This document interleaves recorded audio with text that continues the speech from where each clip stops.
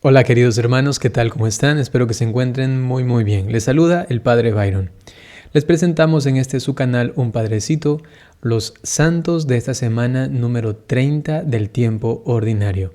Presten mucha atención.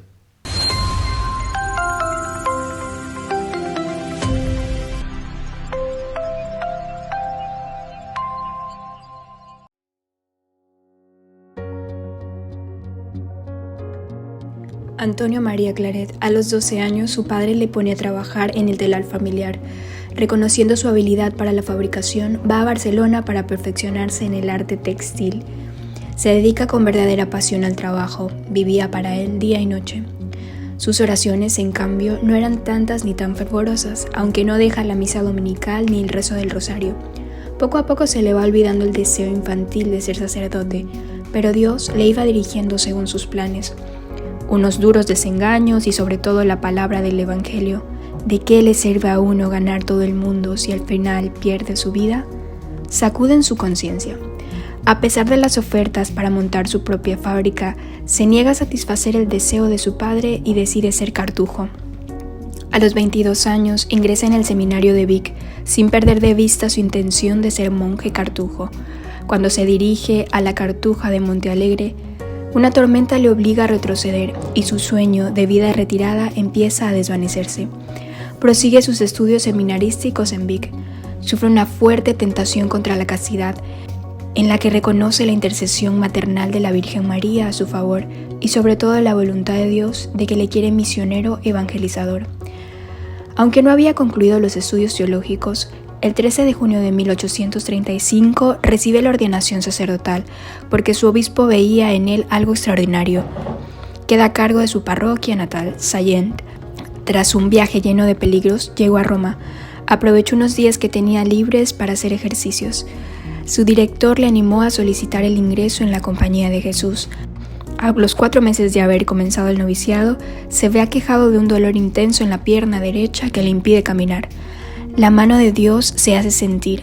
El padre general de los jesuitas le dijo con resolución: «Es la voluntad de Dios que usted vaya pronto a España. No tenga miedo, ánimo».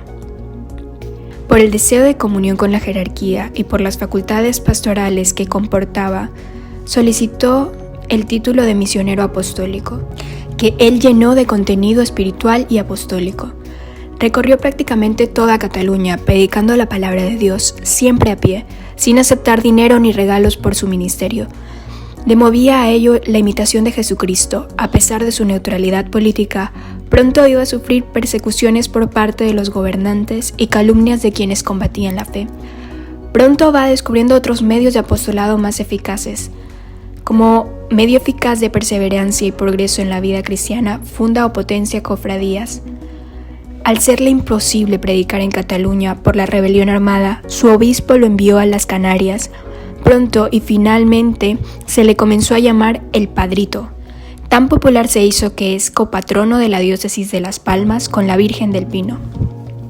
Luchó contra la esclavitud, creó una granja escuela para los niños pobres, puso una caja de ahorros con marcado carácter social, fundó bibliotecas populares.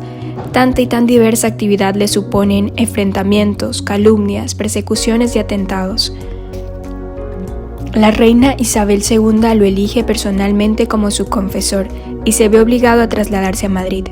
Debe acudir semanalmente al menos a la corte a ejercer su ministerio de confesor.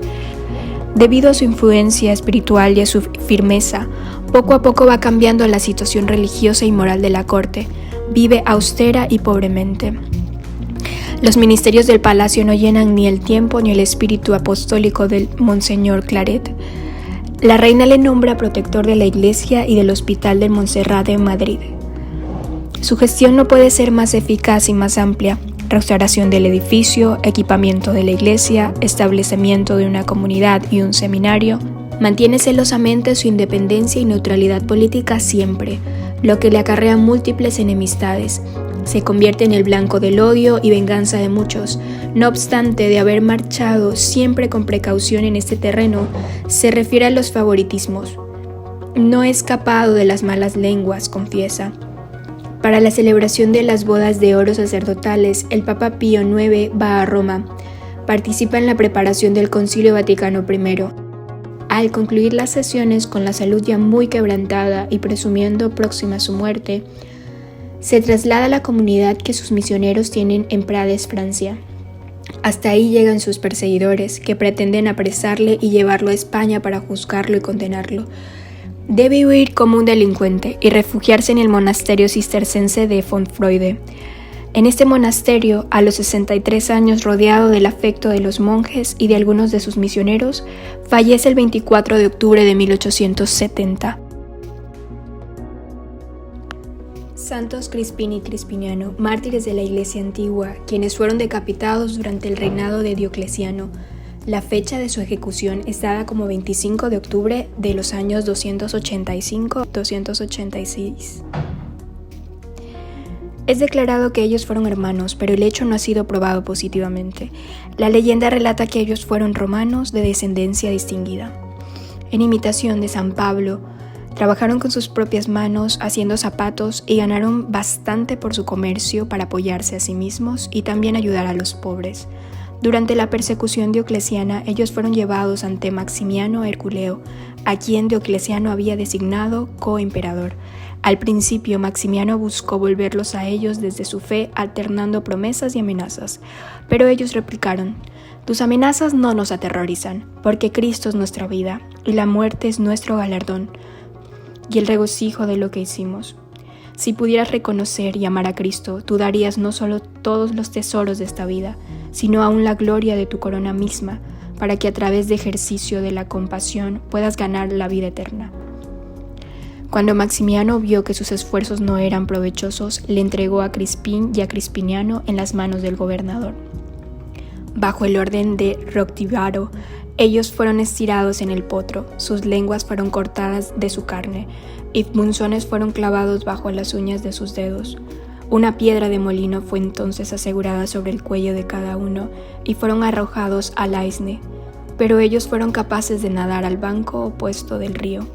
En la misma forma, ellos no sufrieron daños de un gran fuego en el cual Roctivaro, en desesperación, buscó su misma muerte. Tiempo después, los dos santos fueron decapitados al mando de Maximiano. La narrativa dice que una gran iglesia fue construida sobre las tumbas de los dos santos. Consecuentemente, la leyenda no podría haberse dado hasta una era posterior. Esto contiene también muchos detalles que tienen poca probabilidad o valor histórico, y parece haber sido compilada de varias fuentes fabulosas. Crispín y Crispiniano son los santos patronos de zapateros, fabricantes de sillas de montar y curtidores. Su fiesta cae en 25 de octubre. Santos Luciano y Marciano. Según el relato de su martirio, Luciano y Marciano, que habían estudiado la magia negra, se convirtieron al cristianismo al ver que sus supersticiones no tenían poder alguno sobre una doncella cristiana. Iluminados por la luz de la fe, quemaron públicamente sus libros en Nicomedia. Una vez que lavaron sus crímenes con el sacramento del bautismo, distribuyeron sus posesiones entre los pobres y se retiraron a la soledad para fortalecer con la oración y la mortificación en la gracia que acababan de recibir. Más tarde, hicieron varios viajes al extranjero para predicar a Cristo entre los gentiles. En la predicación fueron arrestados. El procónsul Sabino, ante el cual comparecieron, preguntó a Luciano quién le había autorizado a predicar en el nombre de Jesucristo. El mártir replicó: «Todo ser humano está autorizado a tratar de apartar del error a sus hermanos». También Marciano se glorió en el poder de Jesucristo. Cuando el juez los condenó a la tortura, los mártires le hicieron notar que, en la época en que adoraban a los ídolos y practicaban la magia abiertamente, no habían incurrido en ningún castigo. En cambio, ahora que eran buenos ciudadanos, se los condenaba a la tortura. Sabino los amenazó entonces con nuevos tormentos. Marciano replicó: «Estamos prontos a sufrirlo, pero de ningún modo abjuraremos del verdadero Dios, pues con ello mereceríamos ser enviados al fuego que no se extingue». Entonces Sabino los condenó a perecer quemados en vida. Los mártires se dirigieron con gran gozo al sitio de la ejecución, cantando himnos de acción de gracias a Dios.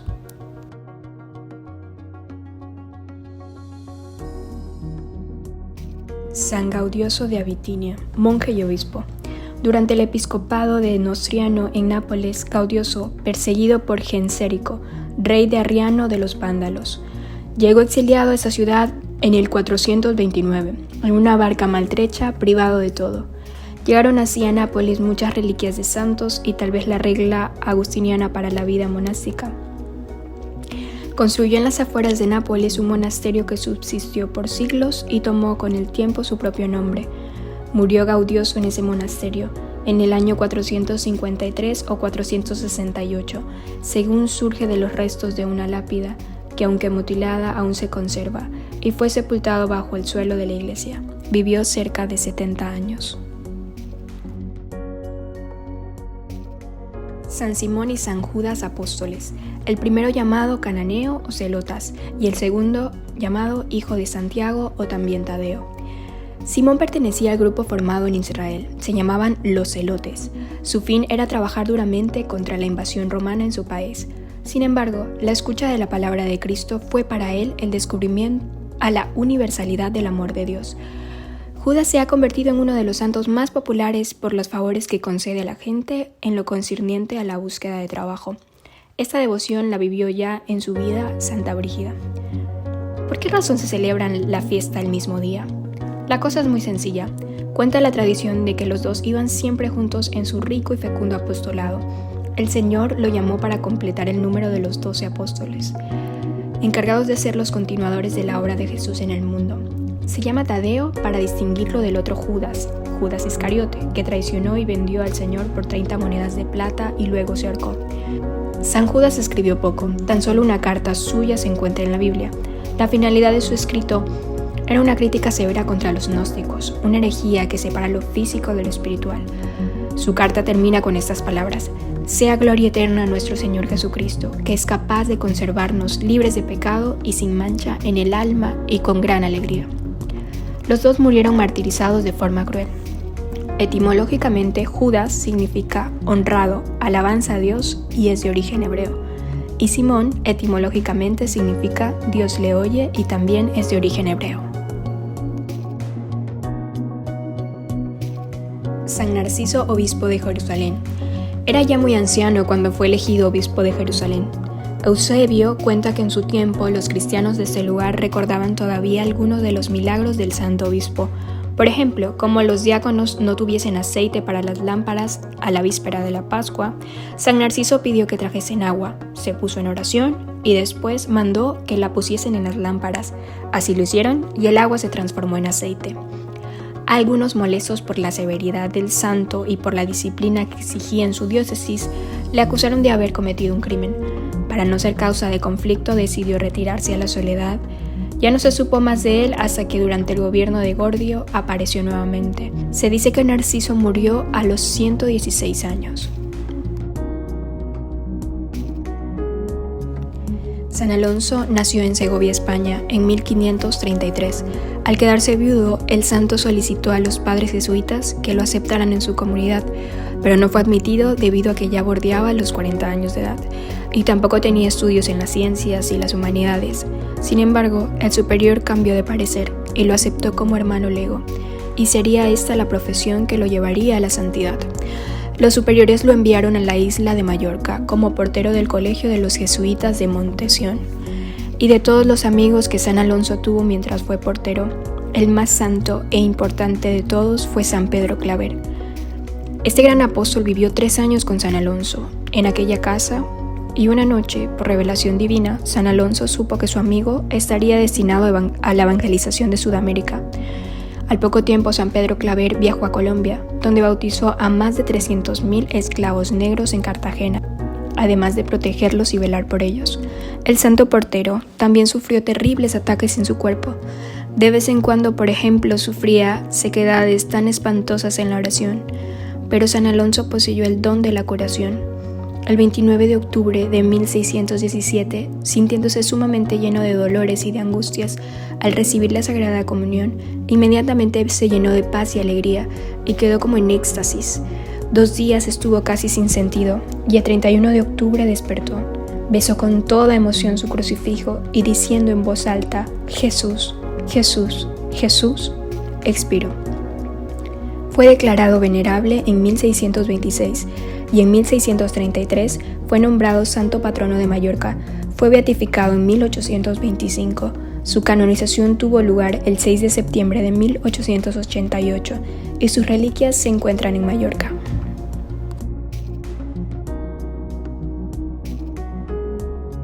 Ahora, queridos hermanos, dispónganse a recibir la bendición. El Señor esté con ustedes. La bendición de Dios Todopoderoso, Padre, Hijo y Espíritu Santo descienda sobre ustedes y permanezca siempre. Hasta pronto.